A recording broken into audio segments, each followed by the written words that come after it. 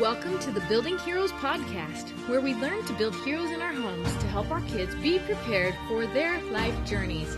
Hi, I'm your host, Molly Christensen, and I love to encourage and mentor you on your path.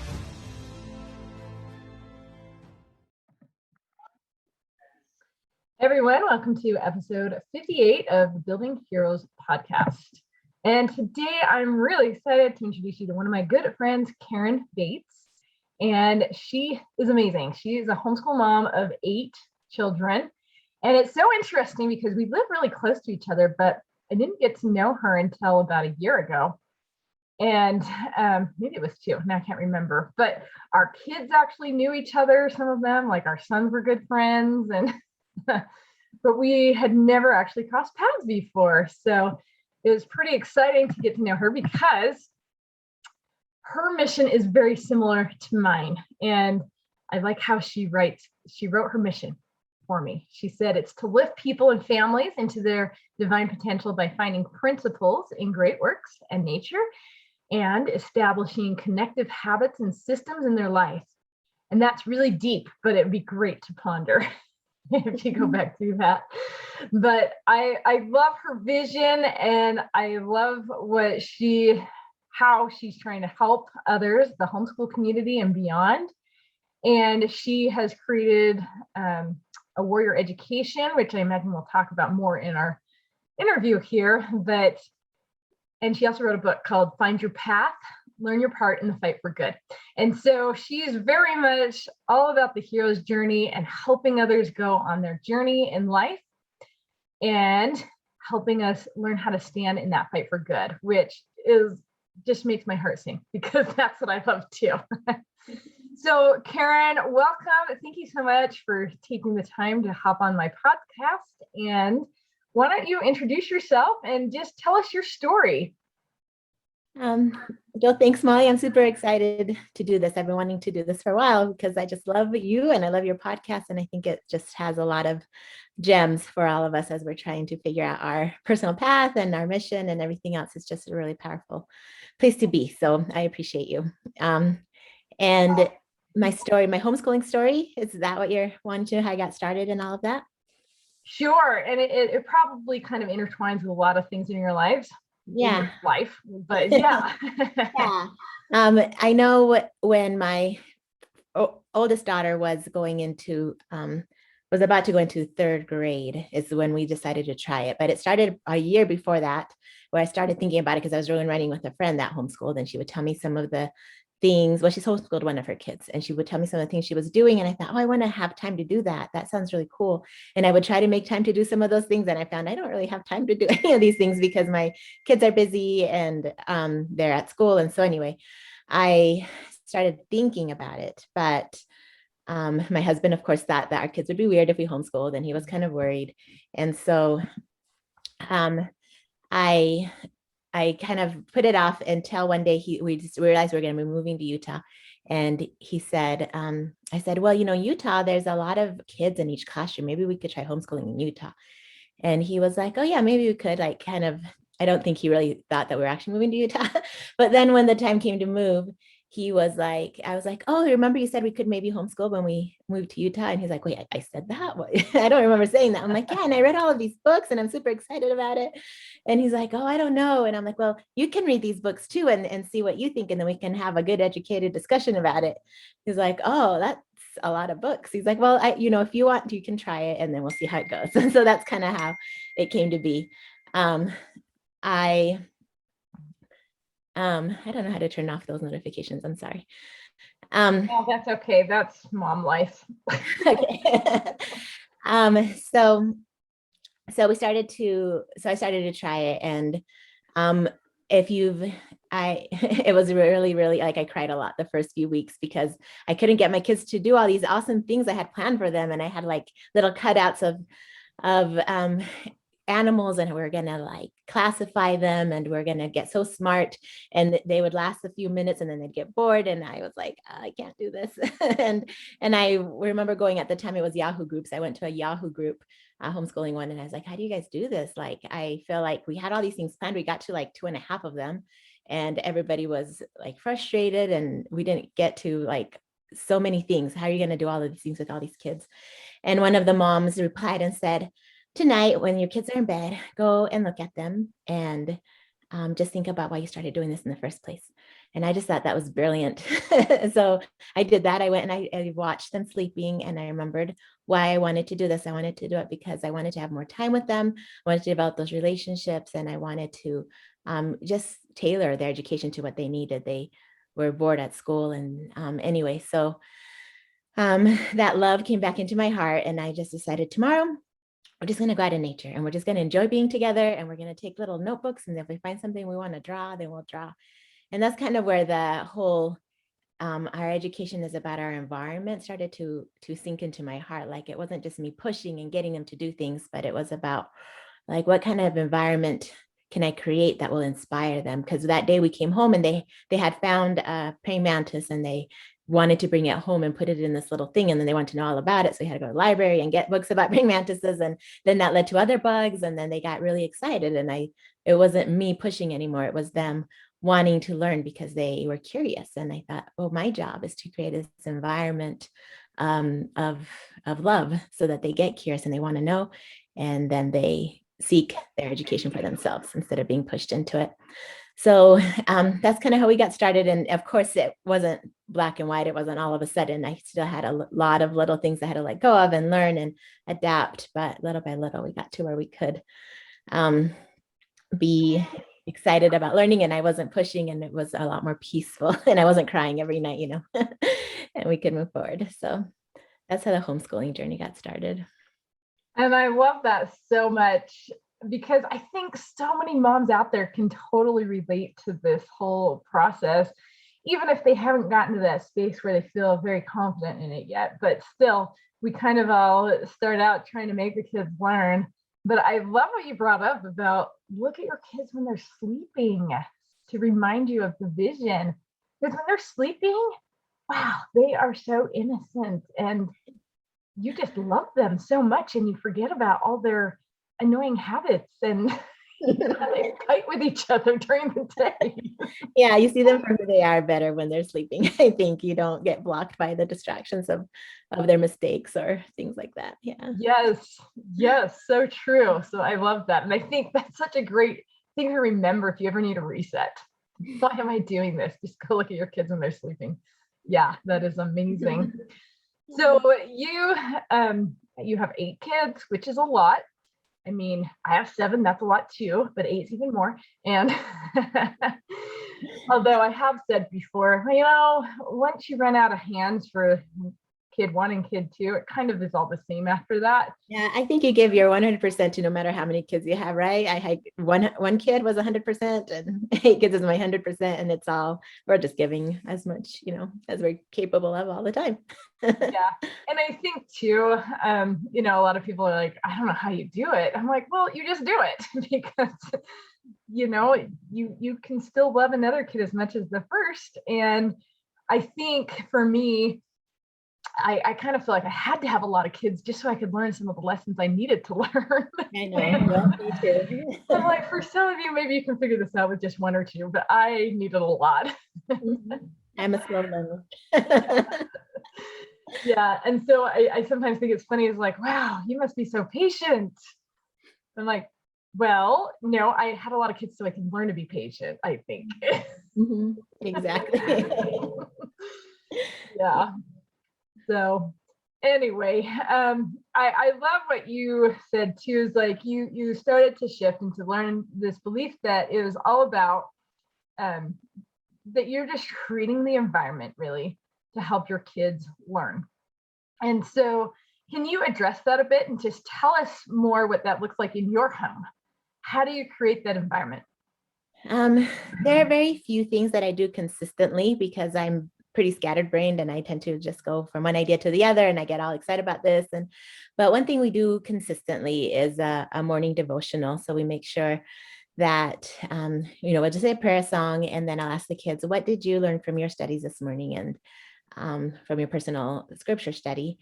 And they will share their thoughts with me. And sometimes they'll say, oh, I didn't read this morning, but they know they're always going to be asked. So that kind of gives them a little bit of understanding that it's an expectation, I guess. It's not like I don't ever say you have to do this, but they just know it's part of our family culture. So you just ask, so what did you guys learn?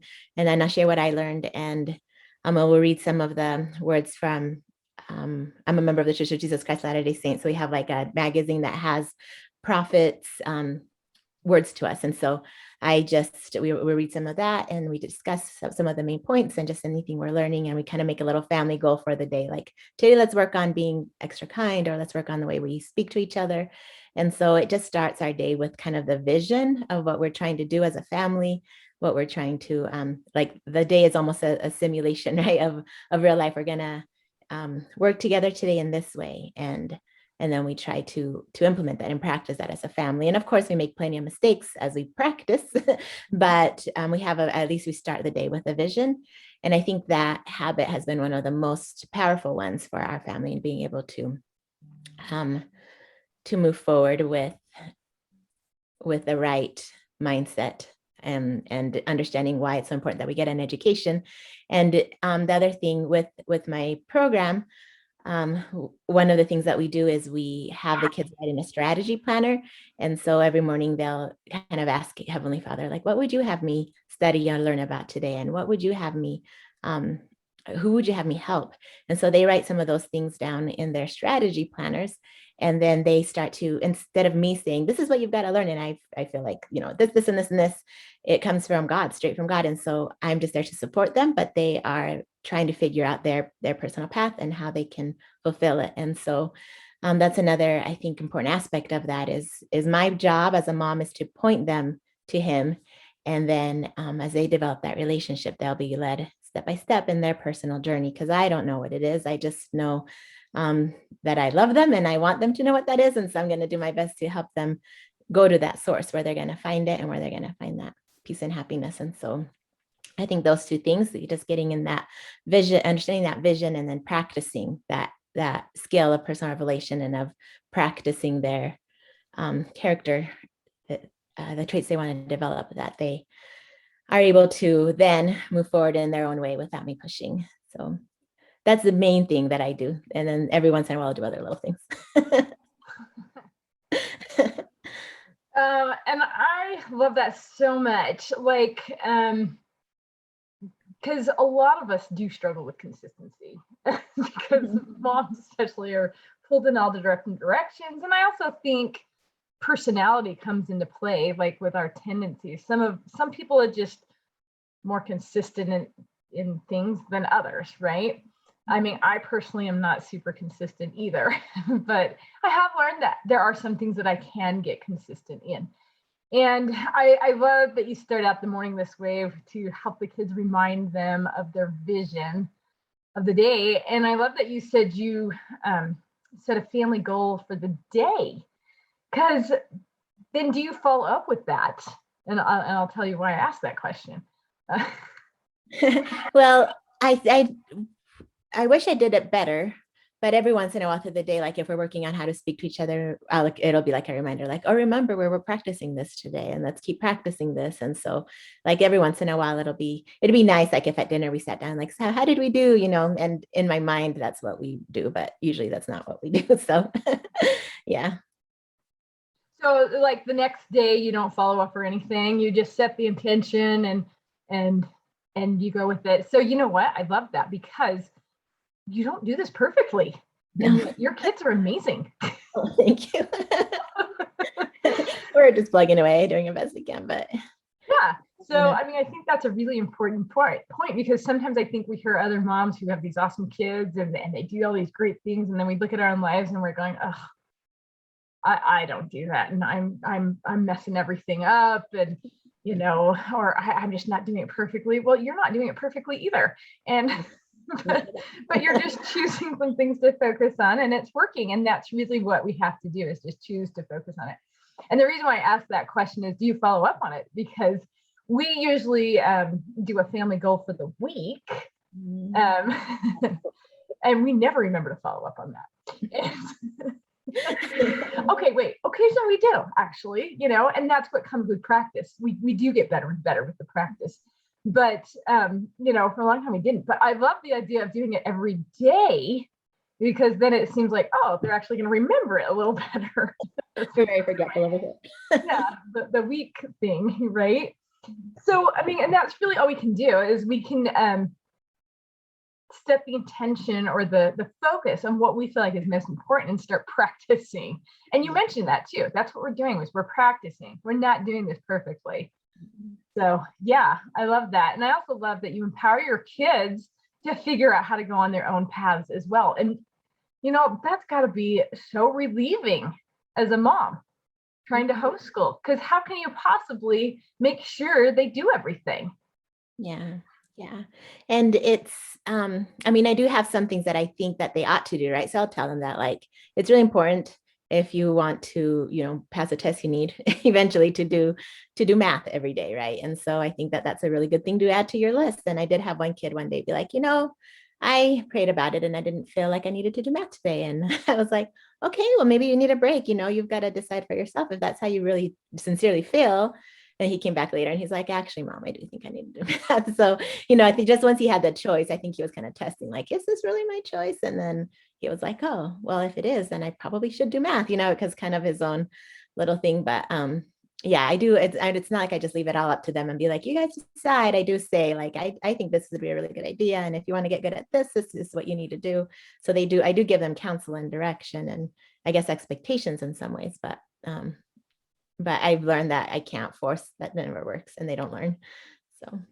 Yes. And I love that too, because, it is, we're allowing the kids to make their choices, but at the same time, they have boundaries and the expectations as well. And consequences, good and bad, depending on their choices.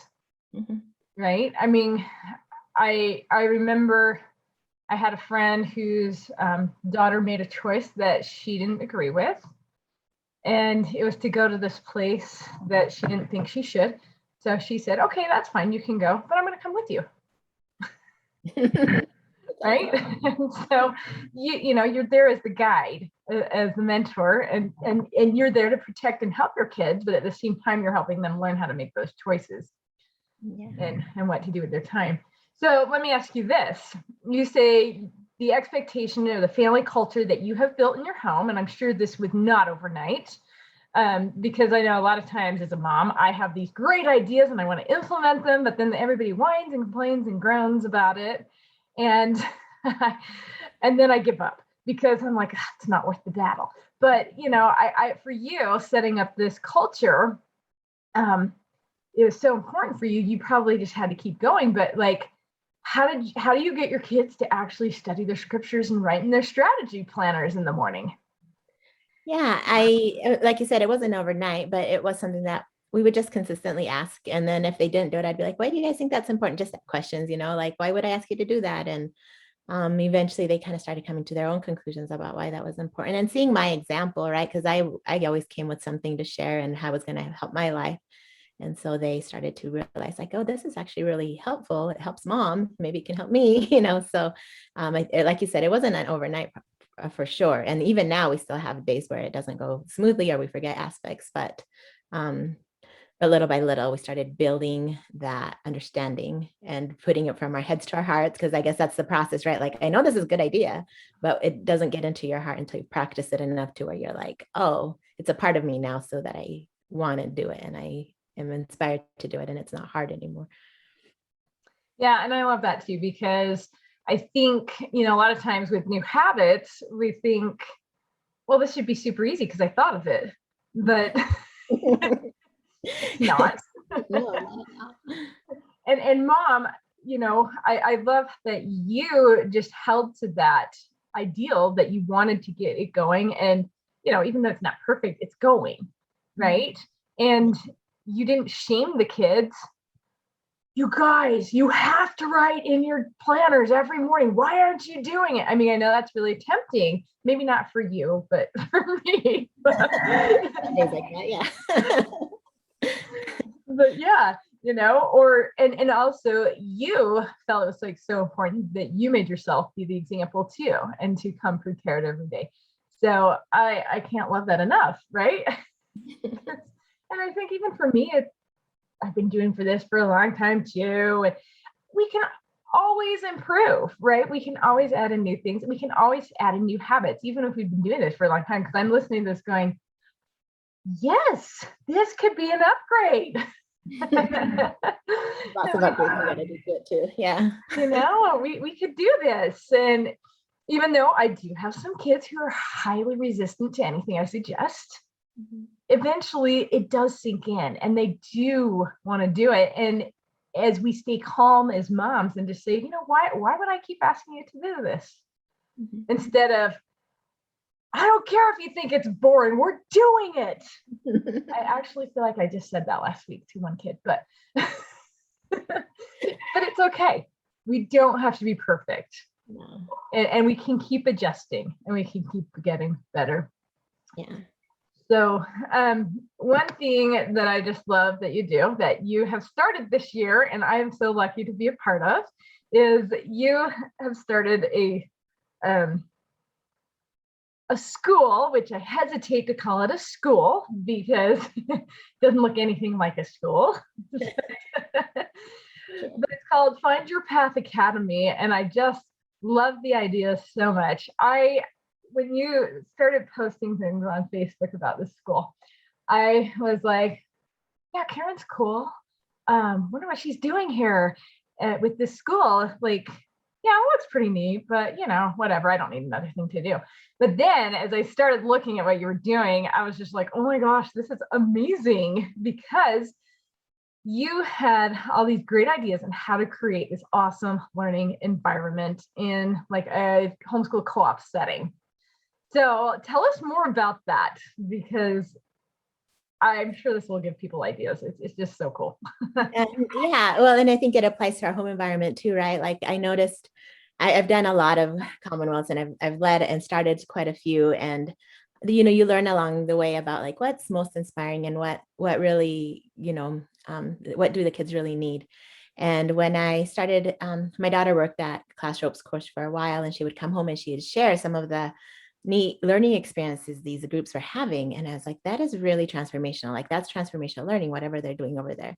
So I got curious. Pause for 1 second and just explain briefly what a Riffs course is, because sometimes it may seem different in different people's heads, but yeah. It's like a challenge course. And so there's different activities. Like there's some high course activities where you climb like a rock wall, or you jump off a high thing with, a rope obviously attached to you, and just different things that challenge you out of your comfort zone. And then there's group building activities that are lower, but that you're working together to figure out a way to accomplish something. And so they're just kind of like mini simulations, I guess, or mini activities that help you learn principles. So something they teach us at Class Ropes course is that after you have the activity, you always debrief it, and you're like, what did we learn from this, and how can we apply this? What did we do well? What did we not do well? And so they would have these things happening at the ropes course, and I thought it was really cool. So I asked if I could get trained, and so I got trained, and I learned some of the things they were doing, and it started to fit in with so many other things I had understood. Like we're challenging ourselves, but it's a choice. That's something they always say, like we're here to challenge ourselves, but we're not going to push you into your panic zone, but we do want you to get out of your comfort zone. That's where you grow. And I was like, oh, that applies to all these areas of learning and math and all of these other things that sometimes our kids struggle with. Like we got to choose to challenge ourselves to grow. We can't just stay in our comfort zone, and we can't get to the point where we're like so overwhelmed that we just freeze and don't do anything. And so I love that aspect of it. And then as I started sharing with them some of the things I wanted to do educational wise, I'm like, I'd love to do a class here. And I was like, I also think that nature is such an important part of a child's development, because it's like they're like immersed in God's creations, right? Like his book of lessons are all around them, and they just absorb so much when they're in nature, with the things they see and what they feel. And then just learning those principles of what causes nature, what causes things to grow and how things work together. That's how we create an environment, right? And nature has so much to teach us about that. So I was telling him I also want to do some things with nature, and he's like, well, I have these 7 acres on the other side of the river. If you want to use those for some of this, you're welcome to use them. And so that was really cool too. So we were able to add that aspect of it. So I thought I want to have like a challenge by choice aspect and a nature, let's learn from these things aspect. But I also want them to learn to make an impact in the world with what they're doing. It's not just about me. And sometimes it happens with our homeschool. It's like, what's my personal mission? And we get kind of self-centered and in our heads. And then we start to have anxiety because we're like, I don't even know, what I'm supposed to do. And I don't know what my talents are. And then we just stress out. But it's this whole shift into like, what are some of the problems I'm seeing and how can I help? And then we get out of our heads and we're able to see a lot more clearly. We have a much bigger picture.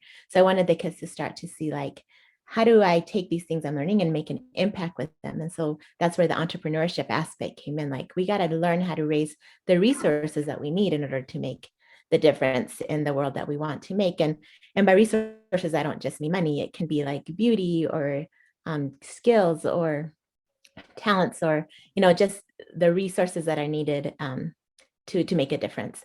And so you learn those things through entrepreneurship by testing and trying and seeing what works and getting ideas and being willing to move forward with them. And so that brought that aspect of it into the school as well. So we needed the nature growth aspect and we needed the individual moving out of my comfort zone and knowing my path, which is where my Warrior Journey program comes in. It's like a step-by-step, like, okay, let's start this habit in my life now so I can receive this personal revelation. And now I can add this little system that will help me stay connected to God in this way, or to my conscience. If you're not religious, I try to make sure that, wherever you're at, that, like, okay, I can make these little systems in my life that will keep me connected and it'll help me remember my why in all of these things I'm doing. And so there's like this personal path aspect of it, as well as like, how am I going to go forward now with this and make a difference? And then that kind of also brought the humanitarian aspect to it. And that kind of was born after I went on a humanitarian trip with my family. And we were driving home and I just had this like intense desire in my heart, like, I've got to do something for these kids. Like, I can't just forget this experience, go home and live my normal life and forget them. They were so good and so kind, and they just met us with so much love. And I want to do something to help, but I wasn't sure what. So I was talking to God on my way home and I was like, I'm willing to do anything. Do you want me to move to Mexico? Do you want me to start an orphanage? Do you want me to like adopt? Like, what do you want me to do? And that's when the idea of like, I had already started thinking about this school, but the idea of like, you got to get more families to have these experiences. Like, it's nice for your family to come out here and learn from them and to love them and to have these experiences. But more people need to see the need and network together and figure out how to help and start to just create a community where we're trying to do something together, as well as the kids in Mexico. Like, we'll learn from them and they'll learn from us, because they are so happy with so little and they have this great work ethic and this great desire for an education. And we have so much to learn from them about what true joy is. And then they also need to feel cared about and loved. Without parents, sometimes you struggle with that and knowing that you matter, and then they could get that from us as well. And so this mutually, what do you call that, a symbiotic relationship, or when we're both benefiting. I just thought this needs to happen. We need to be with each other and create this. And so that's what the school kind of came to be about, is like, let's build our talents and to discover our gifts, learn from nature, find how to make an impact and use it for good, and find ways that we can cooperate and network together to do good with all of these things. And so an education became less about what do I need in order to be happy, and more about like, what can I do to make this world better, which will in turn bring me happiness. It's a byproduct of that mentality, but not the focus. And yeah, I love this so much because like I said, at first when you started talking about this, I'm like, yeah, whatever. I don't need another co-op, we're already busy, blah, blah, blah. But then when I went over there to look at the land and to see your full vision, I was like, yeah, this is what we need, because we do get too focused on trying to get all the workbooks done. And, here's your education plan. You have to do this, this, and this. What this whole idea of this school, it just opens up your vision to all the amazing things, and it's all experiential. It doesn't look like any other school that I've ever seen, really.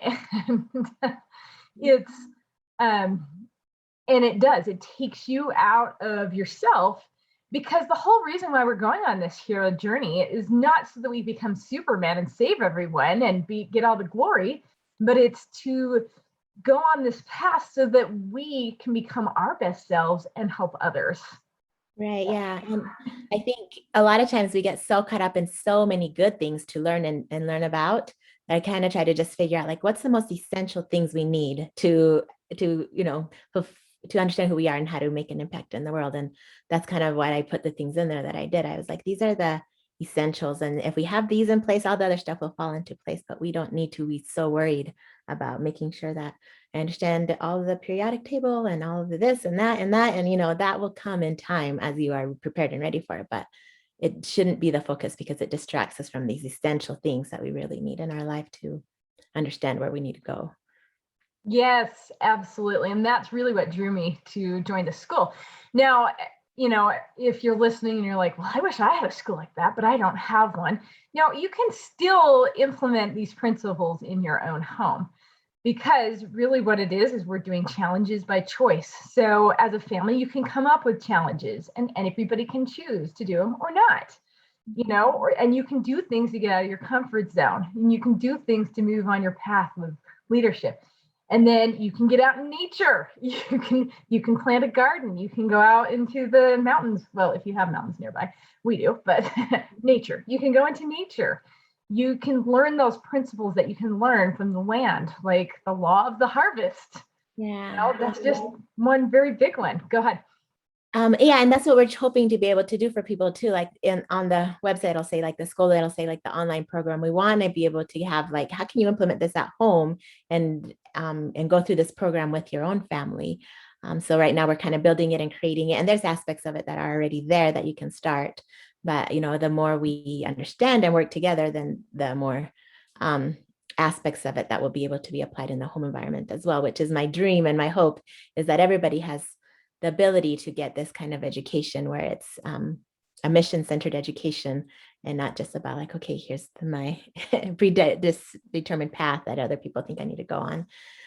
So yeah, I do. That's my hope for everybody, is to be able to implement this in their home in a systematic way that makes sense for their family. Yes, absolutely. And I want to go back to the other pillars that you have at your school too that can be implemented, and just recap those too, because you also said entrepreneurship. And entrepreneurship, I think a lot of people think, oh, that's for those crazy risk takers, but it's really not. It's more of a mindset of problem solving, saying, how can I solve this problem and share it with other people? And that ties right in with helping others and the humanitarian work as well. And so for humanitarian work, we can totally do that in our homes too. We can do service projects. We can help the neighbor. We can do anything where we see a need. We can fulfill that need too. So all those different areas are totally different ways of learning that I know all parents think are, yeah, we want that. But sometimes in our brains, we think, yeah, but that's not real education. And you just frame that as that's the most essential part of education.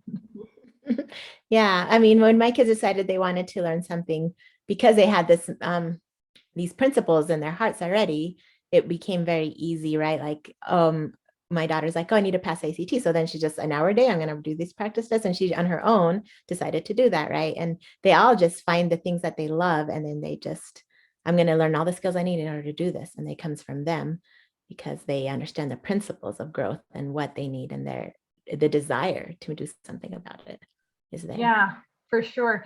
And I think for some families, this comes a lot more naturally than it does for others. And that's why, I love that we actually both have programs that can help with this whole idea. And some people might think, well, wait, they're kind of competing, but we're really not, because we have the same mission, the same vision in so many ways. And we have different programs, but they can totally be used with each other. But really, in the grand scheme of things, we just need a lot more people to be taking their paths, to be going on their journeys in this fight for good. Exactly. Yeah. I feel like a lot of the reason that I'm able to do anything I'm able to do are just because like there's inspiring people like you see people like jumping in and being like, okay, we got to do something. There's all the education system is kind of broken in so many ways. And there's so many kids being left without understanding who they are and feeling like they're dumb and just all these different things because of the way the system is constructed. Somebody's got to do something. And you see people like you jump in and you're like, okay, well, I got to do something too. And then I jump in, and then there's people around me that are like, oh, she's kind of drowning. We should probably help her out too. And then people kind of come in and help. And so I just think that as long as you have a willing heart and are willing to do something, that little by little, good people will come in your path and resources will come your way, and you'll start to see a little more clearly just by your willing heart to move forward in some way, the best way you know how at this time.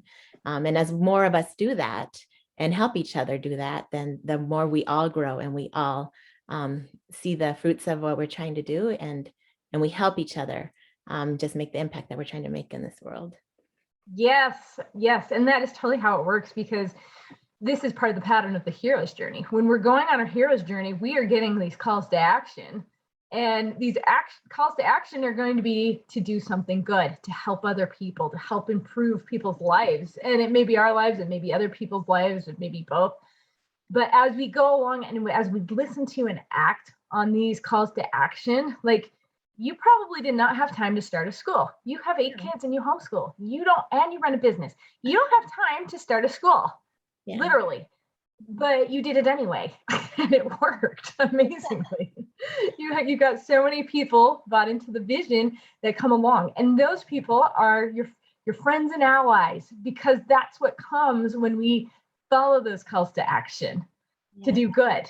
People join in, which is awesome, because they get their own calls to action to help too. Which I just love that pattern, because it makes life so exciting. You don't know where you're going. It's totally unknown. You don't really know if this is going to work, but you're going to do it anyway. And that there's going to be obstacles in the way, which, yes, there definitely have been. But you also know that there are going to be people there to support and help and come in, as you allow them to. Yeah, and we all learn from each other's talents as different as we are, and it makes it all work so much better. Just because, you're all willing to do what you can with what you know.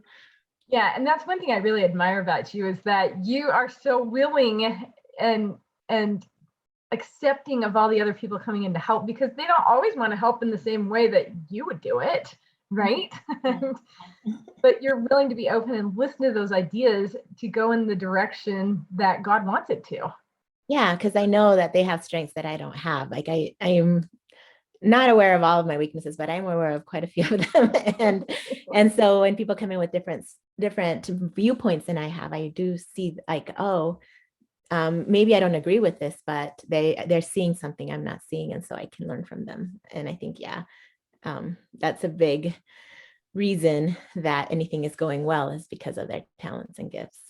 Yeah, and that's a beautiful thing. And that's something we can all start practicing at home as well, is to start following those calls to action that we get. And that's basically what you're doing, and what you're talking about with the strategy planners is you're helping your kids learn to hear their own calls to action and then act on them. And we can totally do that at home. I love how you brought that into home too, because our kids have different gifts and talents than we do. And sometimes our personalities are difficult to get along with each other, but we can listen to them and learn from their perspective, because a lot of times that they're seeing things that maybe we're not seeing, or understanding things in a different way. And as we learn to listen to each other, we really do lift each other as a family, and support each other in our different unique ways. Yes, and I think that's one reason why you're so good at implementing this culture, because you do listen instead of going, come on, just do what I say. I have way too little knowledge to be able to do that. So I guess that's a gift. Well, it is a gift. I mean, I don't know if it's because I have too much knowledge, but I think sometimes I do have too little patience. And I forget, and then I just have to reset and just say, wait, maybe they do have a valid point here. And, maybe we need to relook at this and reset. And maybe I need to go look at them when they're sleeping. But, but yes. Anyway, I love this so much. And I also, love talking it up with my kids even, and saying, you guys are really lucky, because how cool is that you get to go to a school where you have ropes course, and you actually have to ride a little boat across the river to go to the farm, and you get to learn with all these other awesome people who are trying to do good things in life. And my kids are kind of like, yeah, whatever. But I think it's awesome, because when they grow up and they start talking to their kids, they're going to tell them where they went to school. and maybe their kids are going to be wowed, or maybe they're going to set up that same kind of learning environment for their kids too. Yeah, they're going to learn something in it. Yeah. Oh, sorry. Say that again. Oh, yeah. They're learning something by being in it, even though sometimes they don't quite see the big picture, but being in it, immersed in it. Yes. Yes, exactly. And I think, that is kind of the big picture too, because education is causing a lot of anxiety just in the culture of it. And I love that's what we're trying to do here, is change the viewpoint of education and make it more of a path, more of a wonderful learning experience. And that is something that you want to do with your schools, and what I want to bring into people's homes, that we can change the mindset of education and change it into this place where we focus on the essentials, so that we can have the greatest impact in the world. Yeah, that's beautiful. Yes, it is. So that is awesome. And that is one thing that you want to do with the Find Your Path Academy, is to make it replicable so that other people can do it too. But at the same time, you can totally do this in your own home too. You don't have to have a school like this. No, yeah, just focus on the essentials, and things will come your way, and paths will be opened up to you, and you'll see more clearly as you try and practice. Yes, so much yes. So thank you so much for coming on this morning with me. And why don't you tell our audience where they can learn more about you and the program that you have? Yeah, thank you, Molly. This is a lot of fun. And when I came in here, I was like, I get to just talk to Molly for now. This is going to be great, because you're always inspiring. So, and of course you were. So my program is at warrioreducation.com. And if you want to, /school, or just on there, you'll see the FYP Academy, and there's different little tabs that you can learn. And the program that you can apply at home as well is on there, and the book you can buy there. So yeah, that's a place where you can go to find out like the information. You can also find me on social media. Friend me, Karen Tavares Bates on Facebook, or Karen Bates 10 on Instagram. So those are some places. Yes, awesome. And even if you're just interested in like the strategy planner or the book or whatever, you can find all that on the website. And I highly recommend them. I was reading it, I got it like a year or so ago, and I was reading it. I was like, oh, this is so good. She gets it. I love this. Yeah. And I love that, even though a lot of what we teach overlaps, I just love having the different perspectives, because it cements it better in your brain. It does. It's super powerful. That's how I felt about your book. So yeah, it helps so much. Yes, it's awesome. All right. So thank you so much. And go ahead and check that out at warrioreducation.com and go from there. Thanks so much. Thanks, Molly. Thanks for listening to the Building Heroes podcast. Can you help more people join the Building Heroes movement by sharing this podcast? More people can find it when you subscribe to the show, rate it, and leave a review. For more help on building heroes in your home, get the free Building Heroes resources at www.buildingheroesacademy.com.